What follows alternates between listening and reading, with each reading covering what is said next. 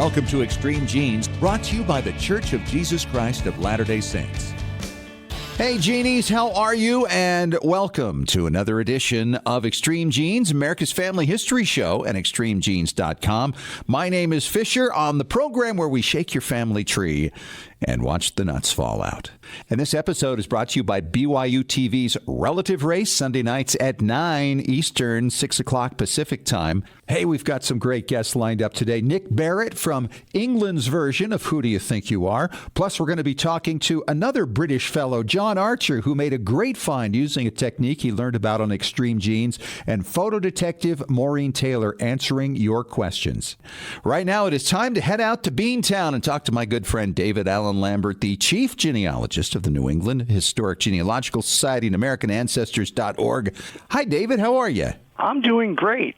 Well, we had lots of family history on news, and I know we always are hearing about World War II veterans being returned home. And another story, this one is in Pottstown, Pennsylvania, where a MIA for 75 years, Staff Sergeant Carl M. Schaefer, who was 22, was on board a B-24J bomber, nicknamed the Galloping Gus, had crashed into the Tarawa Atoll in the Pacific back in January of 44. He has now had his remains located and brought home for reburial. And that's all through DNA. Isn't that amazing? And you think It's this is all 75 DNA. Years later. They're still bringing guys home. And there's so many of them, tens of thousands. But they're saying maybe a third of them could still be identified through DNA. And think they're children of these veterans. You know, they were, in their 80s. Dad went off to war and never came home again. So it's closure for a lot of them. And I remember when we started doing these stories, there were still widows. That's that right. were starting to have their husbands brought home. It's amazing. Speaking of relatives, how wonderful would it be for you and I to sit down with our great-grandfather, and if they live long enough. Now, my great-grandfather died in 1921, for instance. So he died almost 50 years before I was born. Mine died in 1893. Oh, well, H.G. Wells has a great little story called The Time Machine. Yeah, no kidding. Well, out in Bakersfield, California, there is a 110-year-old, they call him a supercentenarian, Modesto Lopez Bautista, who just recently celebrated his 110th birthday. He was born in Mexico. His great-grandson is honoring his ancestor by interviewing him and getting the genealogical stories. What a great time machine that Modesto can talk about his grandparents, for instance, that were probably born well into the time of the Mexican Revolution with America. It's insane. And this kid's in 8th grade. He's a middle schooler, and he's writing family history for school reports and wants to go back to Mexico and gather more stories on the family. It's great. And I'll tell you, I hope he lives to be 100 years old so he can pass on the stories to his great-grandchildren. Yep. And the link, by the way, to this story is at ExtremeGenes.com. Well, a lot of people use Ancestry DNA and Ancestry in general, and I just heard that Ancestry is now rolling out a new messaging center in the coming weeks. So, for instance, if you sent out a note to a DNA match or someone who you think might match you on their family tree online, you may never know if it's ever going to be read. Now, with the new messaging, you actually know when it was read, and you can also tell when the person's online, so you can chat with them. Oh, wow. Kind of like Facebook. That's very cool. Mm-hmm. That could hopefully help improve some of the response from some of the messaging. Absolutely. So thank you, Krista Cowan, and the rest of the team with Ancestry on the Record who let me know the inside scoop on that. That was great. Well, the Golden State Killer was just one of many of these DNA-solved cold cases, and a new one has come up from a coffee cup, which has now led to the arrest from a murder in 1972. Wow. The police have arrested a gentleman out in Washington State on charges of first-degree premeditated murder of a young lady that was found near his home, but now the DNA suggests that he is the alleged killer. Isn't that amazing? More to follow up on that. Yeah. It happens, and it's starting to become something we see very routinely now. It is, and it's giving closure for families. I mean, it's a little different than World War II veterans being returned home, but figure the families waited 46 years to figure out who killed their daughter. All right, David. As always, great to talk to you. Thanks so much, and we'll talk to you again next week. All All righty. And coming up next, I'm going to talk to Nick Barrett. He is the host of Who Do You Think You Are in Great Britain, and he also makes appearances on Australia's version of the show. We're going to get his story, where he thinks family history is going. And before we get to my visit with Nick Barrett, I've got to share this story with you I just found on one of our relatives, one of those lines where you just bring down all the descendants and you see what you can find. And an old digitized newspaper revealed this interesting story from 1892 in New York. George T. Mercer, age 21, formerly a harmonicon player, well known upon the variety stage, was arraigned yesterday in the General Sessions to receive sentence under a conviction of betraying Miss Maggie Cannon of 319 East 100th Street under a promise of marriage. Mercer married Miss Sarah Elizabeth McCord, who is one of my relatives, with whom he eloped. He is plain-looking and undersized. His counsel asked Judge Martine for clemency, and Mercer wept while his lawyer was talking. The judge said, "If I should so far forget my official duty as to show clemency to such a scoundrelly wrecker of women's lives as you are, I feel that I could never look a worthy woman in the face again. I sentence you to state prison for 4 years and 10 months and fine you $100. Different times." All right, on to my visit with Nick Barrett at Roots Tech. One of the things about Roots Tech I've always loved is you meet people and instantly have a relationship here because we're all into family history and discovering history and connecting our families. And this is my new friend, Nick Barrett from Great Britain. For 16 years, he's been a host and a researcher on Who Do You Think You Are? And Nick, how did you get started in that? Oh, it was pure coincidence. I'm a historian. I love telling stories. And I've worked in the media for a few years before the show came along. And I was just literally looking around for something else to do. Some of the folk from the previous show I was working on moved to the production company. I was developing the idea with the BBC, one of those perfect coincidences that came together. But I never thought it would lead to this sort of global explosion of the programme coming not just in the UK, but to Ireland, Australia, here in the States. It's been fantastic, an incredible journey, as they say. So you've traveled the world and you've been connected with the Australian version of the show as well. Yeah, exciting news. They've just been commissioned for an 11th season. Oh. So wow. I get to do a bit of on-screen stuff with folk that I just find incredible. So yeah, it's a privilege. It's a real pleasure and a privilege to be involved in these shows. Now, you were telling me earlier that you had an incident with the BBC. They said nobody's going to be interested in family history anymore when you had that show, and they canceled it. And this was just before DNA came along and changed everything. Yeah, this was a radio show we were doing called Tracing Your Roots. And it was a lovely way to explore other people's family histories. As you know, Who Do You Think You Are is about the celebrity roots. And this was stories that you'd probably find sitting around in the coffee tables at Roots Tech. So we explored their stories, it was wonderful. But yeah, they stopped it because they thought, no one's interested anymore. They want the celebs only. And of course, DNA has now changed the way we look at our backgrounds.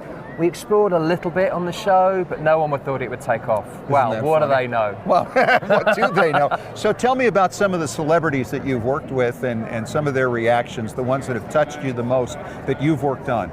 For me, I suppose the most telling moment that we were onto something big was the very first person that was screened back in 2004. A chap called Bill Oddie.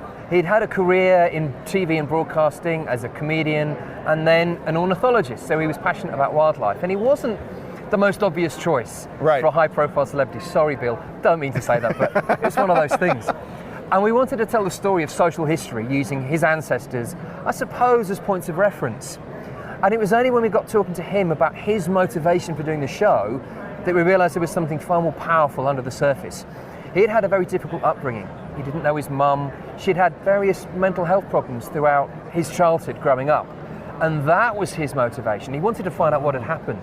And in the course of the research, we found a dark secret that he had an older sister, but she had died only 5 days old, that had been covered up by the family. Oh, wow. And that tragic loss had triggered some of these moments for his mum. Depression, trauma, stress, but it was misdiagnosed, and so she was placed into an asylum and given, in the 1950s, contemporary treatment, electric shock therapy, that made her worse. Now, for Bill, this was a revelation. Yeah. And for us. And now he understood and maybe could forgive her a little bit there was for that moment how she was and what he lost. There was a cathartic moment for him, but it also made him reflect on his own battles with depression. And suddenly everything clicked. It was that seismic change in his worldview by just going back one generation. Now, we made the show, but it changed the way we thought about our celebrities. It wasn't us imposing a narrative on them. It was them telling us what motivated them, and the reactions were far more emotional, raw, powerful, but also it brought in larger audiences because people could connect with those eureka moments, Sure. but at a level that wasn't kings and queens, but just humble, ordinary, everyday folk. That's the power of what we do. Well, and that's the thing about celebrities. We all feel like we know them. Yeah. So Yeah. to see one of them come on your show and have these incredible revelations, then that starts to connect. Well, maybe I can do the same thing. I think it strips away the veneer of celebrity. Yeah, and they're just doesn't some it? folk that you happen to see happen. And that is the magic of the show. The ones that haven't worked as well have been the thespians who think that they're meant to emote at this time. Is this where I get sad? And actually they haven't quite bought into what we're trying to do with them. Is this where I Just get be sad? normal, just be yourself. So yeah, it's those raw emotional responses. And again, that seems to have really touched a nerve. I've never quite understood it. I've always researched other people's. Yeah. Until last fall, when a document dropped out of the clear blue sky about my grandmother, who we thought was a typical brick wall, illegitimate, no living relatives, no documentation. And suddenly we found her birth certificate that showed that she was born in Belgium to an American father. Oh, and wow. the person that she had thought was her godmother was actually her biological mother. And so there was that element of, wow, we've got this incredible story, tinged with sadness that we couldn't tell her. It really got me in a way that nothing had affected me Wow. before, because it was personal. Well, because to it me. wasn't, it wasn't Yeah. yours before, but now it was. You can always walk away from that research because it's someone else's story, but now you own that. You own that revelation. So you get that sense of what it means to other people. It's very personal, isn't it? It It's is. amazing. We can all come together, but we all have very unique stories. Yeah, but it's the You know, stories that make them But it's interesting. it is. You obviously need to do the connectivity in terms of family trees and DNA, but actually that doesn't tell you the story of someone's life, and that's what I love. That's the historian in me. I love telling stories and sharing stories, some to greater degrees than others, but it is just that passing on of an interesting story. That's where we connect at a very fundamental level. And so you're still loving it after all these years, aren't you? I can still see it in your eye. I've got the glints. But it's a detective process. Every Yes. single research trail is different. You do the general stuff, certification, certificate, census. Totally. But it's where it leads you. And it's the same thing with DNA. We think the DNA revelations are all kind of same. Well, the adoptee finds his parent. No. There's a lot more behind these things. It's what happened to them. Why did they not stay together? Or how did somebody get given up? I mean, everybody's is unique. And I'm always amazed by the variety of stories that come out of the same thing. Yeah. It's a tool. It's not the end, it's the means to an end. That's it. And as with all those certificates, no one fell in love with genealogy because they got a certificate through the post. They fell in love with what it told them. Just like the DNA results. I'm waiting on a couple with this mysterious grandmother. Sure. And I'm on tenterhooks. And I know I've got to get up with a lot of the interpretation, but it will take me to a whole new series of connections that I want to make. Now you're going to be a keynote speaker at the premier Roots Tech London coming up this fall. It's so exciting. In October, Roots Tech is coming to Europe. We're so honoured that London has been chosen as the venue, and I can't wait to see the British audiences respond to the Roots Tech phenomenon. It is just so amazing and awesome spending time here, because it's this mashup of high tech and DNA with real education. That's the difference with many of the genealogy shows in the UK. It's about speakers and it is about the celebrity story, but the education here is so strong. You learn so much, not just from the sessions, but from talking to folk in the room. That's right. So I can't wait for all of that to then descend upon London in October and wow the nation. Wow, So well, I'm sure proud you to be will, part because of I'm it. sure you've got a lot to talk about. Oh, well, yeah. I think they're only 1 hour slots. So Nick, how are you feeling about being the keynote speaker? Well, I love talking to people, so excited, but a little nervous because of the honour and the pressure to get this right. Are you one of being a these TV keynote- people, you can be on camera in a room with just your people, but suddenly you got all these living, breathing folks in front of you. It changes that dynamic a little bit? It does a bit. It's a weird one because when you're doing TV, you can go, actually, no, I got that wrong, retake. Right. Yeah, live TV is a bit different, obviously, but you have that safety net. When you're out there in front of an audience of hundreds or thousands, you want to get it right. You need to take all of those performance skills and present. So I hate talking with slides.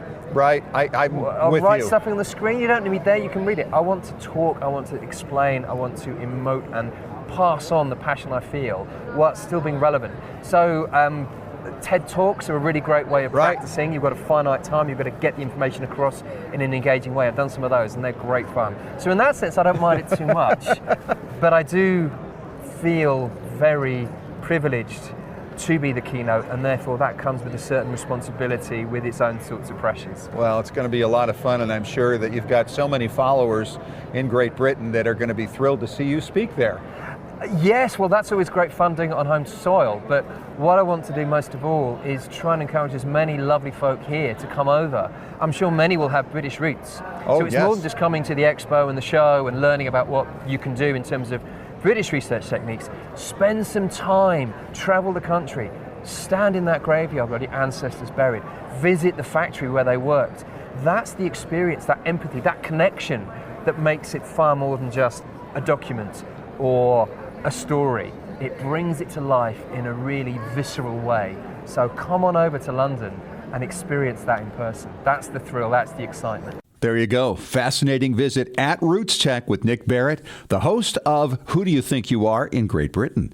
And coming up next, we're going to talk to another Brit. He's a regular listener of Extreme Genes, took one of our tips and made an amazing find, and you're going to love what he has to tell you. You know, over the years, we've talked about interesting little tricks that you can use to find different family heirlooms, and one of them I've talked about is going to eBay and putting in some search terms there. Maybe you don't find anything right away, but if you save those terms over time, some of these things can come to you. And I've talked about several of those things that have come to me over the years using this technique. And little did I know that there was a man in England, northwest England, in the area of Manchester, named John Archer, who listens to the show. And he recently had some great success with this. John, welcome to Extreme Genes. Nice to have you. Thank you. Nice to be here. So what happened? Well, I had this guy on my family tree, George Archer. He was the brother of my great-grandfather, and that's all he was, really. I knew his wife, I knew his children, and following your advice from your show, I had the keywords medal and Archer stored in my eBay account, and one day, George Archer's medals came to me. You got to be kidding me. Now, from what era are we talking about? Medals from what war? So these were from the First World War. He was killed in the First World War, and his medals posthumously awarded to his wife. Now, you must have been kind of taken back by this. When you saw it, did you really believe what you were seeing? Because I've been through that. It's like, oh, come on, really? And then I start going through them in more detail. It's like, yeah. No, not at all. Yeah. Because the medals were actually awarded to his wife, and on the memorial book it said he was the son of Thomas and Mary Archer. Now his parents were Samuel and Anne, not Thomas and Mary. Okay. So I initially ignored it, but something niggled at me. Something was biting at me, saying, "It was niggling at you." Wow. Yeah, just take it a little bit further and research it. I mean, this guy might be related to me. It might be nice to find his story. Sure. But Thomas and Mary were his wife's parents, because his parents were dead at this point in time. Mm-hmm. And he'd listed his wife's parents as his next of kin on his war records. So that's kind of odd, isn't it? So obviously you made the assumption this isn't your guy, but maybe he's a relative of some sort. Yeah, exactly. Yeah. But I followed it through. I had to follow it through and find out a little bit more about him. And what did you discover? What caused this problem? Well, the memorial book said that his wife was Amy, which I knew that my George's wife was Amy, so it was a little bit suspicious there. But she was listed as Amy Copland. It turns out that Amy remarried after George had died. And so finding the marriage certificate, I managed to find out that she was previously Amy Archer, maiden name Healy. And it turns out that it was our guy. It was my George. Wow. And so you were able to obtain these medals. How many medals were involved? It's the triple medals that most people who were involved in the First World War were awarded. They do have nicknames. I'm not 100% sure what they are, but it's the star and the two round medals. And what's his relationship to you exactly? He was my great-grandfather's brother. Wow. And does he have any descendants? He had 3 daughters. Phyllis, who was born in 1907. I can't find where she went to. I've got no trace of her whatsoever. Then there was an Alice Elizabeth. She was born in 1909, but sadly died the same year, literally months before George was killed in France. So obviously he's got no legacy whatsoever. Even from Amy's follow-up marriage, they had a child who died in infancy as well. So there was just nobody to carry on his story at all. And you've got it now. So I'm going to ask you, because I know people are wondering, how much did you have to pay to obtain this incredible treasure? Well, I hope my wife's not listening, but it was just short of £400 I paid for them. But wow. That is a to chunk me, of money. the money wasn't an object. It wasn't an object. It was more about getting them back into the family. Was there any bidding on it? Did you get in a bidding war with anybody, or was it just a straight buy it? Yeah. There was somebody else bidding against me, and it went up and up and up, and it got to about £350, and then I just put in a large bid above that at the last minute. Just said, I'm going to make sure. Absolutely make sure. Yeah, you don't want to lose that. And I've been in that situation before. That is remarkable. So what have you done with this treasure? I've framed them. I've put them on like a green gauze background and put them in a frame, and they're on the wall now, and I show them off to everybody who comes to see me, and all the family have seen them now, and I love telling the story. Oh, yeah, and I'm sure they're just as amazed as we all are. I mean, I think even though I've done this for some time, every time it happens, I'm amazed. I think it's an incredible thing, and it's something that anybody can do, and you never know when this gift is just going to drop out of the sky and into your hands like that. So you've gotten a lot of attention as a result of this story, yes? Yeah. Visiting family, I usually take the medals with me and tell the story to whoever I go and visit. We've got quite a large family, so and obviously that side of the family are related, so they always enjoy the story. So what can you tell us about this man, George Archer, and his service in World War I? When did he go into action, and when did he get killed, and what was the circumstance?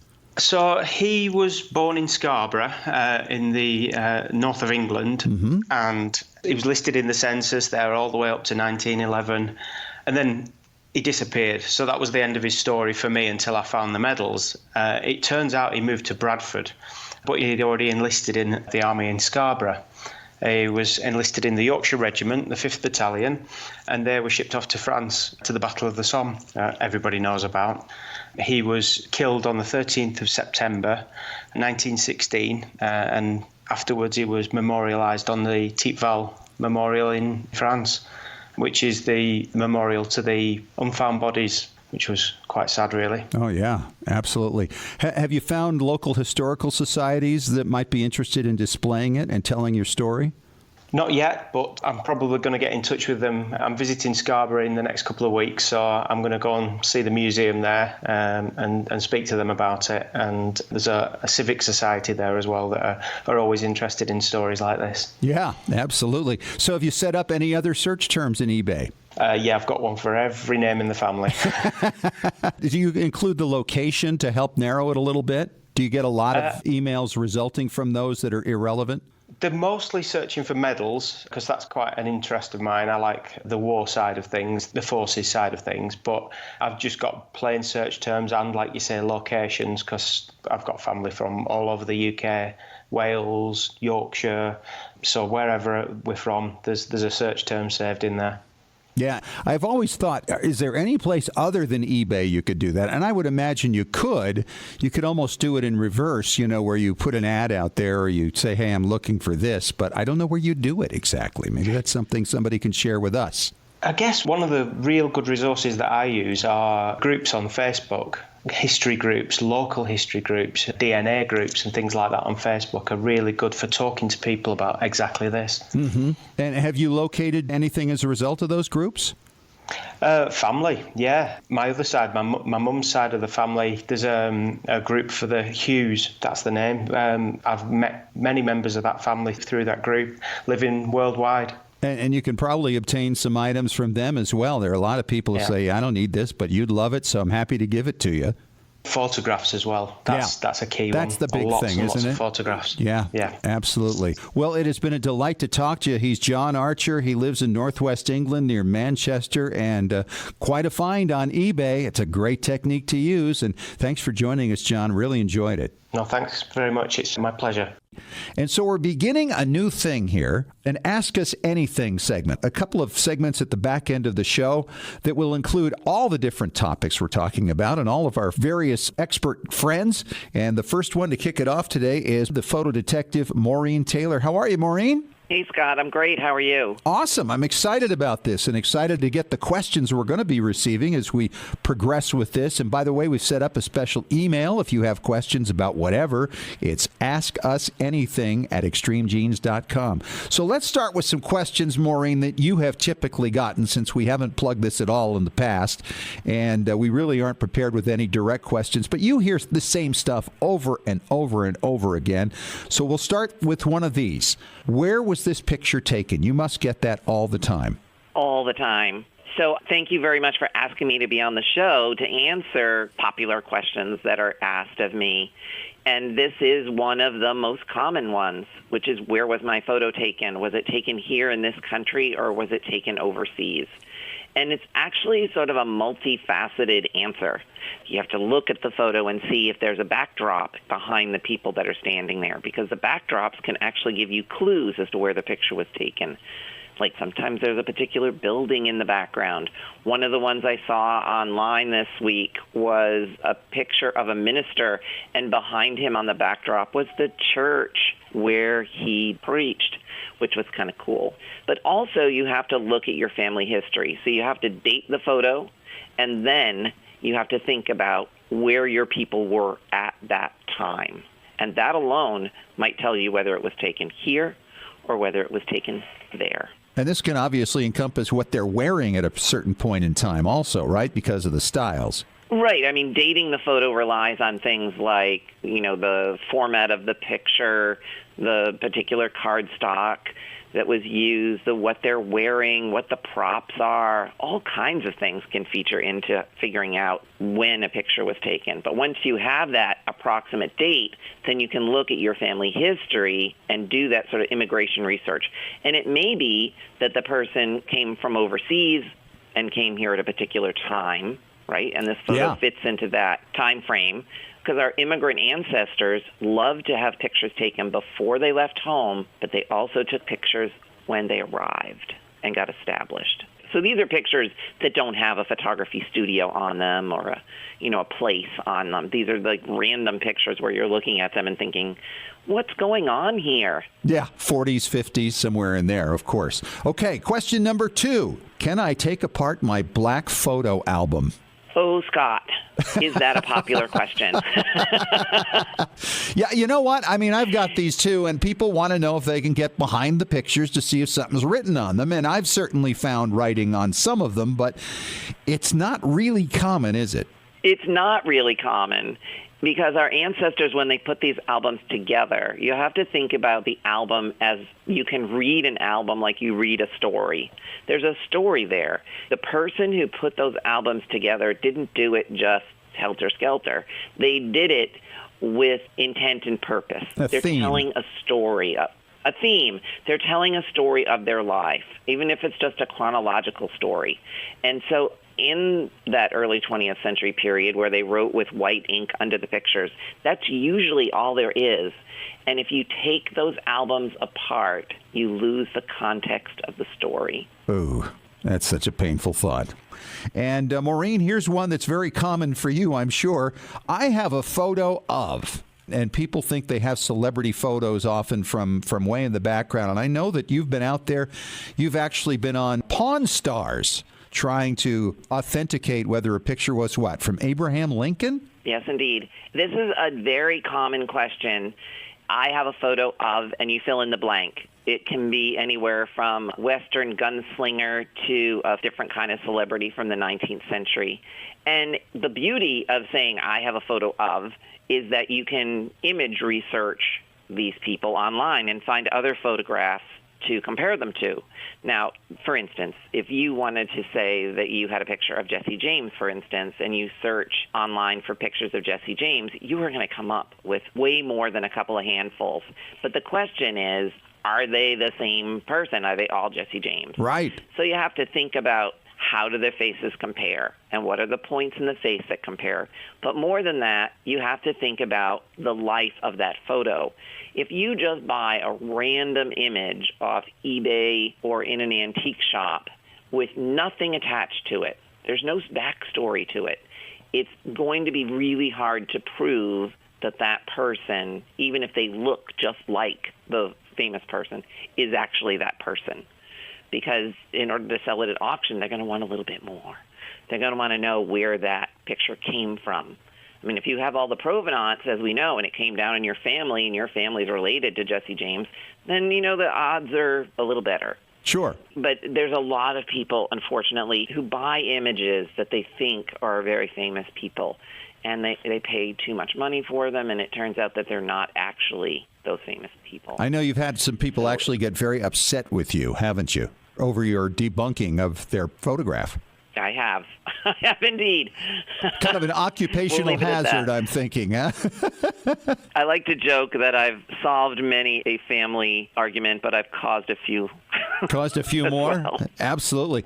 And thanks for answering the questions here. I think it's a great kickoff to ask us anything. And once again, no matter the topic, whether it's DNA or record sets or preservation or photography or whatever it may be, we have a special email address set up for this. It's askusanything@extremegenes.com. Talk to you again soon, Maureen. Thanks so much. Thanks, Scott. Hey, we will talk to you again next week. Thanks for joining us. And remember, as far as everyone knows, we're a nice, normal family. This has been Extreme Genes. Share your family story by going to FamilySearch.org.